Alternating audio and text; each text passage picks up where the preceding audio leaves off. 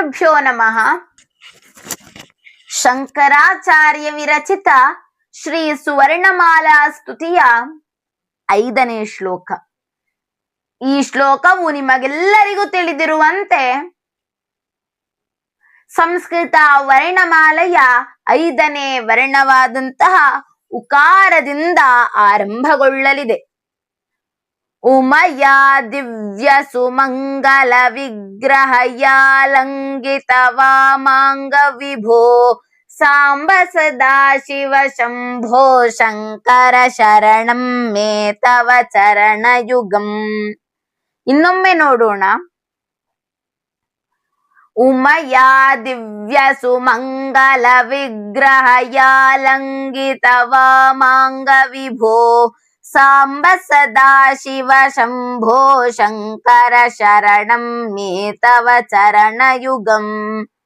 ಸ್ನೇಹಿತರೆ, ಈ ಶ್ಲೋಕದ ಪದಚ್ಛೇದವನ್ನ ನೋಡುವುದಾದರೆ, ಉಮಯ ದಿವ್ಯ ಸುಮಂಗಲ ವಿಗ್ರಹಯ ಆಲಂಗಿತ ವಾಮಾಂಗ ವಿಭೋ ಸಾಂಬ ಸದಾ ಶಿವ ಶಂಭೋ ಶಂಕರ ಶರಣಂ ಮೇ ತವ ಚರಣಯುಗಂ ಇತಿ ಪದಚ್ಛೇದ.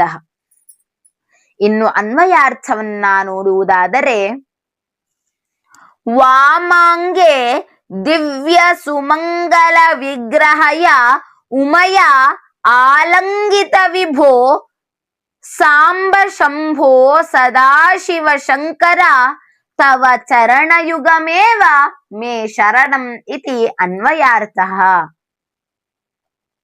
ಇನ್ನು ಅರ್ಥವನ್ನ ನೋಡುವುದಾದರೆ, ಹೇ ಪಾರ್ವತಿಯ ದಿವ್ಯವೂ ಮಂಗಲವೂ ಆದ ಮೂರ್ತಿಯನ್ನ ಎಡಭಾಗದ ಅಂಗಗಳಿಂದ ಆಲಂಗಿಸಿಕೊಂಡವನೇ, ವಿಭುವೇ, ಪಾರ್ವತಿ ಸಹಿತನಾಗಿರುವಾತನೇ, ಸದಾಶಿವನೇ, ಶಂಭುವೇ, ಶಂಕರನೇ, ನಿನ್ನ ಚರಣಯುಗಳವೇ ನನ್ನಾಶ್ರಯವು ಎಂಬುದು ಅರ್ಥವಾದರೆ, ಇನ್ನು ಭಾವಾರ್ಥವನ್ನ ನೋಡೋಣ. ಭಾವಾರ್ಥದಲ್ಲಿ ಮೊದಲನೆಯದಾಗಿ ಉಮಾ ಯಾರು, ಉಮೆಯನ್ನ ಹೇಗೆ ಪೂಜಿಸಬೇಕು ಎಂಬುದನ್ನ ಮೊದಲು ತಿಳಿದುಕೊಳ್ಳೋಣ ಬನ್ನಿ ಸ್ನೇಹಿತರೆ. ಉಮಯ ಅಂತ ಹೇಳಿದರೆ ಪಾರ್ವತಿ ದೇವಿಯ ದಿವ್ಯ ಮಂಗಳ ವಿಗ್ರಹವು ಹಿಂದೂ ಧರ್ಮದಲ್ಲಿ ಅಪಾರ ಶಕ್ತಿ, ಸೌಂದರ್ಯ ಮತ್ತು ಕರುಣೆಯ ಸಂಕೇತವಾಗಿದ್ದು ಎಲ್ಲಾ ಜನರಿಗೂ ಕೂಡ ಪ್ರೀತಿಯನ್ನ ನೀಡುವಾಕೆ. ಉಮಯ ಎಂದರೆ ಪಾರ್ವತಿ ಎಂದು ಅರ್ಥ. ಈಕೆ ಶಿವನ ಪತ್ನಿ. ನಮಗೆಲ್ಲರಿಗೂ ತಿಳಿದಿದೆ, ಶಿವನನ್ನ ಪಾರ್ವತಿ ತಪಸ್ಸಿನ ಶಕ್ತಿಯ ಮೂಲಕ ಒಲಿಸಿಕೊಂಡದ್ದು ಎಂದು. ಶಕ್ತಿಯ ಸ್ವರೂಪ ಮತ್ತು ಸಕಲ ಜೀವರಾಶಿಗಳಿಗೂ ತಾಯಿಯಾಗಿದ್ದಾಳೆ. ಒಂದು ಶ್ಲೋಕ ಇದೆ, ನಾವದನ್ನ ಎಲ್ಲರೂ ಕೂಡ ಹೇಳ್ತೇವೆ. ಮಾತಾ ಚ ಪಾರ್ವತಿ ದೇವಿ ಪಿತಾ ದೇವೋ ಮಹೇಶ್ವರಃ ಬಾಂಧವಾ ಶಿವ ಭಕ್ತಾಶ್ಚ ಸ್ವದೇಶೋ ಭುವನತ್ರಯಂ ಎಂದು. ಈ ಶ್ಲೋಕದ ಅರ್ಥ, ನಮ್ಮೆಲ್ಲರ ತಾಯಿ ಪಾರ್ವತಿಯಾಗಿದ್ದಾಳೆ, ತಂದೆ ಶಿವನಾಗಿದ್ದಾನೆ, ನಮ್ಮ ಬಾಂಧವರು ಶಿವಭಕ್ತರಾಗಿದ್ದಾರೆ, ನನ್ನ ಮನೆಯೇ ಭುವನತ್ರಯ ಅಂತ ಹೇಳಿದ್ರೆ 3 ಲೋಕಗಳು ಎಂಬುದು ಇದರ ಅರ್ಥ. ಇಲ್ಲಿ ಮೊದಲ ಪಾದದಲ್ಲೇ ಹೇಳಿರುವಂತೆ ಮಾತಾ ಚ ಪಾರ್ವತಿ ದೇವಿ, ಪಾರ್ವತಿ ದೇವಿಯೇ ನಮ್ಮೆಲ್ಲರ ತಾಯಿ. ಇವಳ ದಿವ್ಯ ಮಂಗಳ ವಿಗ್ರಹದ ಪ್ರಮುಖ ಲಕ್ಷಣಗಳು ಯಾವ್ಯಾವುದು ಅಂತ ಹೇಳಿದ್ರೆ, ಉಮಾದೇವಿಯು ಅತ್ಯಂತ ಶಾಂತ, ದಯಾಮಯಿ ಮತ್ತು ದಿವ್ಯ ಸೌಂದರ್ಯಗಳಿಂದ ಕೂಡಿರುವ ವಿಗ್ರಹದಿಂದ ರಾರಾಜಿಸ್ತಾ ಇರ್ತಾಳೆ. ಅವಳ ಮುಖದಲ್ಲಿ ಮುಗುಳ್ನಗೆ ಮತ್ತು ಕಣ್ಣುಗಳಲ್ಲಿ ಕರುಣೆ ಇರುತ್ತದೆ. ಹಾಸ್ಯದಲ್ಲಿ ದಶವಿಧ ಇರುತ್ತದೆ. ಆ ದಶವಿಧದಲ್ಲಿ ಅತಿಹಾಸ, ಪ್ರಹಾಸ ಇತ್ಯಾದಿಗಳು. ಇದರಲ್ಲಿ ಮುಗುಳ್ನಗೆ ಕೂಡ ಒಂದು. ಇನ್ನು ಆಭರಣವನ್ನ, ವಿಗ್ರಹದಲ್ಲಿ ಆಭರಣವನ್ನ ಹೇಗೆ ಧರಿಸಿರ್ತಾಳೆ ಅಂತ ಹೇಳಿದ್ರೆ, ದಿವ್ಯವಾದ ರೇಷ್ಮೆ ವಸ್ತ್ರಗಳನ್ನ ಧರಿಸಿದ್ದು ಚಿನ್ನಾಭರಣಗಳಿಂದ ರಾರಾಜಿಸುತ್ತಾ ಇರ್ತಾಳೆ. ಅವಳ ಕೈಗಳಲ್ಲಿ ಹೂವುಗಳು, ಪಾಶ ಮತ್ತು ಅಕ್ಷಮಾಲೆ ಇರಬಹುದು. ಶಿವನೊಂದಿಗೆ ಹೇಗೆ ಇರ್ತಾಳೆ? ಶಿವನೊಂದಿಗೆ ಇರಬೇಕಾದರೆ ಉಮಾಮಹೇಶ್ವರ ಎಂದು ಕರೆಯುತ್ತಾರೆ. ಅನೇಕ ವಿಗ್ರಹಗಳಲ್ಲಿ ಇವಳು ಶಿವನೊಂದಿಗೆ ಕುಳಿತಿರುವ ಅಥವಾ ಶಿವನಿಗೆ ಹತ್ತಿರವಾಗಿರುವ ರೂಪದಲ್ಲಿ ಕಂಡು ಬರುತ್ತಾಳೆ. ಹೆಚ್ಚಾಗಿ ಶಿವನ ವಾಮ ಭಾಗದಲ್ಲಿ ಅಂದ್ರೆ ಎಡಭಾಗದಲ್ಲಿ ನಿಂತಿರುತ್ತಾಳೆ. ಇವಳ ಪೂಜೆಯ ಮಹತ್ವ ಎಂತದ್ದು ಅಂತ ಹೇಳಿದ್ರೆ, ಉಮಾದೇವಿಯನ್ನು ಪೂಜಿಸುವುದರಿಂದ ಮನೆಯಲ್ಲಿ ಸುಖ, ಶಾಂತಿ ಮತ್ತು ಸಮೃದ್ಧಿ ನೆಲೆಸುತ್ತದೆ.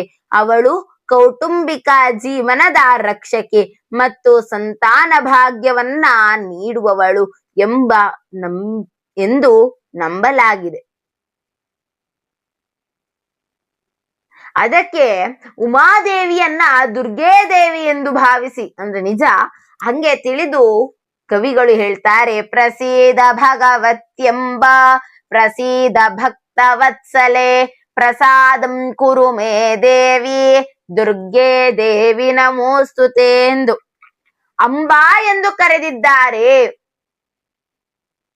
ಅಂಬಾ ಎಂದರೇನು? ಅಮ್ಮ ಎಂದು ಅರ್ಥ. ಅಂಬಾ ಎಂದರೆ ಅಮ್ಮ. ಪ್ರಸೀದ ಭಗವತಿ ಅಂಬಾ, ಭಗವತಿಯಾದಂತಹ ತಾಯಿಯೇ ನಮ್ಮನ್ನ ರಕ್ಷಿಸು. ಪ್ರಸೀದ ಭಕ್ತವತ್ಸಲೆ, ಭಕ್ತಾನಾಂ ವತ್ಸಲೆ, ಭಕ್ತವತ್ಸಲೆ. ಯಾರು ಭಕ್ತರಿರ್ತಾರಲ್ವೋ ಅವರಿಗೆ ಶೀಘ್ರವಾಗಿ ಒಲಿತಾಳೆ.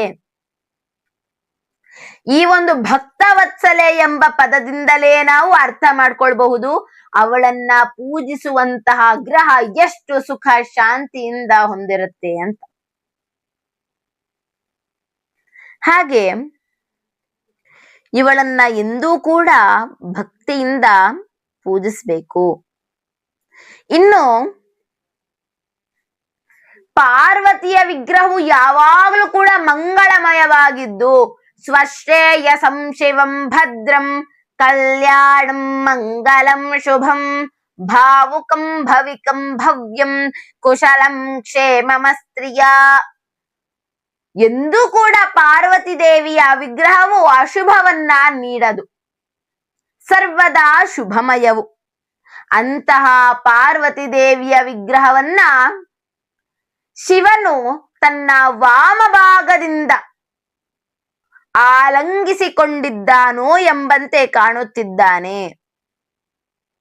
ಅಂತಹ ಶಿವನಿಗೆ, ವಿಭುವಾದ ಸರ್ವತ್ರ ವ್ಯಾಪ್ತನಾದಂತಹ ಶಿವನಿಗೆ, ಸದಾ ಪಾರ್ವತಿ ಸಹಿತನಾಗಿರುವವನಿಗೆ ಸದಾ ಶಿವನೇ, ಶಂಭುವೆ ಹಾಗೂ ಶಂಕರನೇ ನಿನಗೆ ಪೊಡಮಡುತ್ತಾ ಎಂದರೆ ನಮಸ್ಕರಿಸುತ್ತಾ, ಶಿರಬಾಗುತ್ತಾ, ಶಿರಸಾ ನಮಾಮಿ ತಲೆಯನ್ನ ಬಗ್ಗಿಸಿ ನಮಸ್ಕರಿಸುತ್ತೇನೆ. ಹಾಗೂ ನಿನ್ನ 2 ಪಾದಾರ ಯುಗ್ಮಗಳೇ ನನ್ನಾಶ್ರಯವು. ದಯಮಾಡಿ ನನ್ನನ್ನ ಬಿಡಬೇಡ, ನನ್ನನ್ನ ಕಾಪಾಡು, ಸಲಹು ಎಂದು ಇಲ್ಲಿ ದೇವರ ಹತ್ತಿರ ಬೇಡಿಕೊಳ್ಳುವ, ಪ್ರಾರ್ಥಿಸಿಕೊಳ್ಳುವ ಒಂದು ಸಂದರ್ಭ ಇಲ್ಲಿ ನಮ್ಮ ಕಣ್ಣು ಮುಂದೆ ಇದೆ. ಮುಂದೆ ಊಕಾರದಿಂದ ಬರುವ ಶ್ಲೋಕವನ್ನ ಮುಂದಿನ ಒಂದು ಸಂಚಿಕೆಯಲ್ಲಿ ನಾವೆಲ್ಲರೂ ಕೂಡ ತಿಳಿಯುವ ಯತ್ನವನ್ನ ಮಾಡೋಣ ಸ್ನೇಹಿತರೆ. ಅಲ್ಲಿಯವರೆಗೆ ಶಿವನ ಧ್ಯಾನದಲ್ಲಿ ಮಗ್ನರಾಗೋಣ. ಸರ್ವೇ ಜನಾಃ ಸುಖಿನೋ ಭವಂತು, ಸಕಲ ಸನ್ಮಂಗಲಾನಿ ಭವಂತು, ಲೋಕಾಃ ಸಮಸ್ತಾಃ ಸುಖಿನೋ ಭವಂತು. ಧನ್ಯವಾದಾಃ.